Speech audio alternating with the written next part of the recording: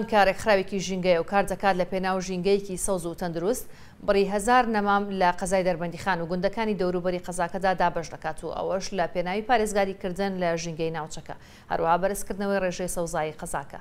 سەرۆر قەرەداخی هاوسەرۆکی ڕێکخراوەکە بە کێنێنی ڕاگەیان هەڵمەتە ژینگەیەکەی ئەوان دابشکردنی نەمامە نەگناشتنی ئەوەش بە ئامانجی ئەوەیە کە هاوڵاتیان خۆیان نەمامەکان بنێژن و خاوەنددارێتی بکەن و هاوڵاتیان خۆیان بتوانن پارێزگاری لە ژینگەی قەزاکە بکەن. وتیشی لە قۆناغی یەکەمدا 1000 نەمامیان دابش کرد و لە قۆناغی دووەمدا پلانی باشتردا دەڕێژن بۆ خزمەتکردنی ژینگەی قەزای دەربەندیخان.